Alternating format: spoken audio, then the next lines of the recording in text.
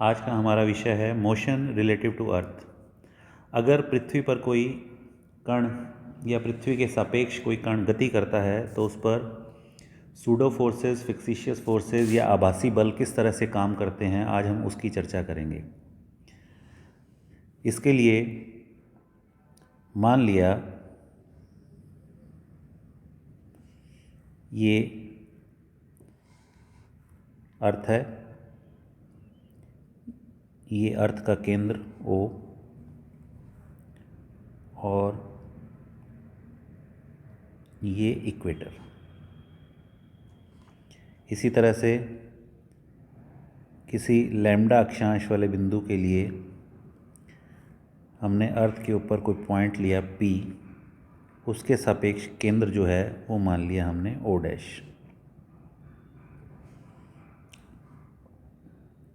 अर्थ से केंद्र से इसकी दूरी अर्थ की त्रिज्या के बराबर वेक्टर r, और अर्थ की अगर कर्वेचर को कंसीडर करें तो ये भी त्रिज्या r के बराबर। लैम्डा अक्षांश है, लैम्डा लैटीट्यूड के लिए ये एंगल मान लिया लैम्डा के बराबर। ये अर्थ की त्रिज्या, ये कैपिटल R के, क्योंकि इक्वेटर से ले रहे हैं, सेंट्रल पॉइंट से ले रहे हैं अर्थ के, तो ये दूरी कैपिटल R के बराबर। ये पॉइंट हमने मान लिया P। तो माना किसी P लैटीट्यूड पर ये इक्वेटर है, वो मध्य रेखा। अगर हम एक्स एक्सिस को पूर्व दिशा में माने, वाई अक्ष को नॉर्थ या उत्तर, और जो जेड अक्ष है वो पृथ्वी से बाहर निकलता हुआ अवे फ्रॉम सेंटर माना जाएगा। ये किसी बिंदु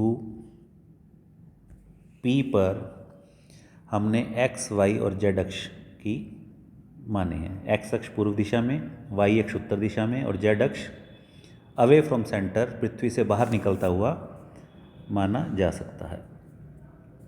अब इस सिस्टम के लिए अगर पृथ्वी ओमेगा कोणीय वेग से रोटेट कर रही है तो इस बिंदु P पर ओमेगा का मान कितना होगा? J cap omega cos lambda plus K cap omega sine lambda के बराबर होगा, जहाँ लैम्डा जो है वो लैटीट्यूड या अक्षांश है। अब हम इस सिस्टम के लिए अगर हम अलग अलग चीज़ें कैलकुलेट करें, कोरियोलिस बल वगैरह, तो वो कैसे कैलकुलेट करेंगे? मान लिया कोई पार्टिकल, कोई कण पृथ्वी पर हॉरिजेंटली मूव कर रहा है, जैसे एक नदी है वो पृथ्वी पर गति कर रही है, या कोई कण गति कर रहा है, तो इस दिशा में पृथ्वी के सरफेस के ऊपर वो गति कर रहे हैं। तो इस दिशा में ऐसे केस के लिए कोरियोलिस बल किस तरह से काम करेगा? If particle moving horizontally on earth, तो इसके लिए ओमेगा का मान हम पहले लिख चुके हैं। Omega is equal to J cap, किसी लैम्डा अक्षांश के लिए omega cos lambda plus K cap omega sine lambda के बराबर होगा।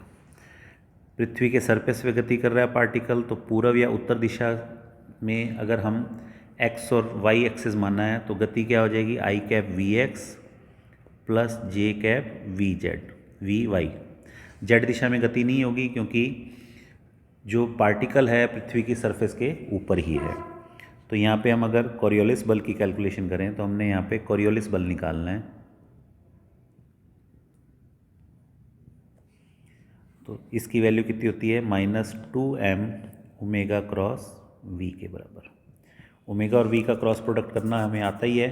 अगर इसका हम क्रॉस प्रोडक्ट करेंगे तो इसकी वैल्यू आएगी m I cap two omega V Y sine lambda minus J cap two omega V X sine lambda plus K cap two V X cos lambda.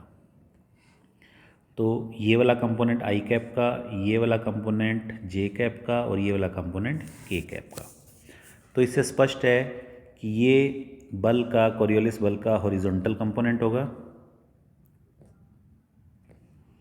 और ये वाला बल का क्षैतिज कंपोनेंट, वर्टिकल कंपोनेंट होगा।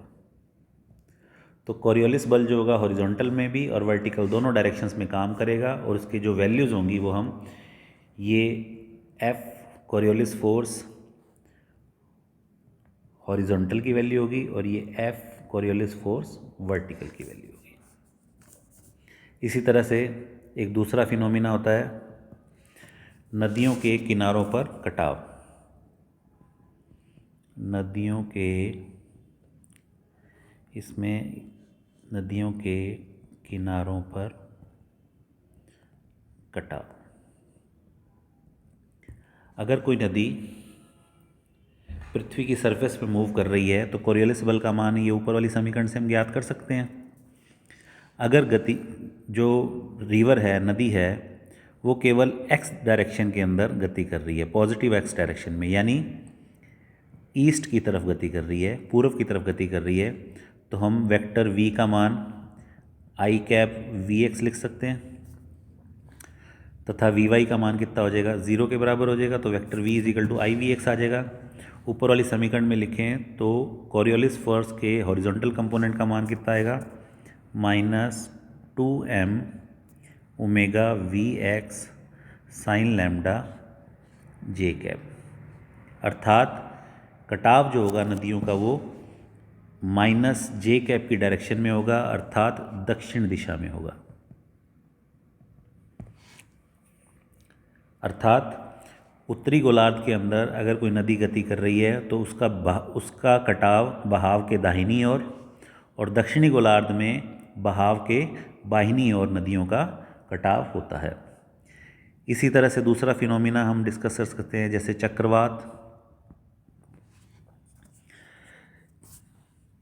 चक्रवात के अंदर अगर कोई यहाँ पे लो पावर का सेंटर है, मान लिया ये point O low pressure centre है, तो हमें पता है लो प्रेशर सेंटर की तरफ सभी दिशाओं से हवाएं गति करती हैं। तो हाई प्रेशर से लो प्रेशर की तरफ जब हवाएं बहेंगी तो वो इस तरह से बहेंगी और जो उत्तरी गोलार्ध होता है, नॉर्दर्न हेमिस्फीयर है, उसके अंदर बहाव के दाहिनी ओर होगा कोरियोलिस बल का मान। तो ये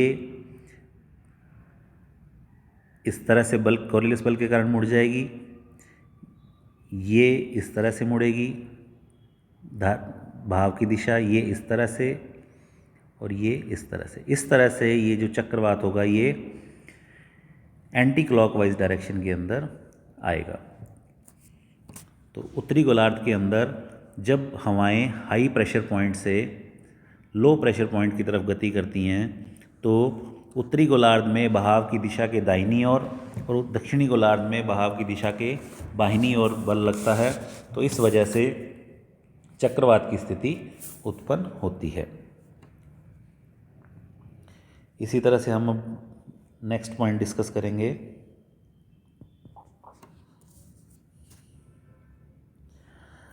अगला बिंदु है पृथ्वी पर ऊर्ध्वाधर नीचे गिरती हुई वस्तु पर कोरियोलिस बल।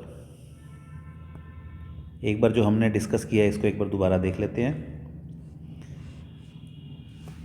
पृथ्वी के सापेक्ष गति, मोशन रिलेटिव टू अर्थ, ये हमने अर्थ का एक डायग्राम लिया।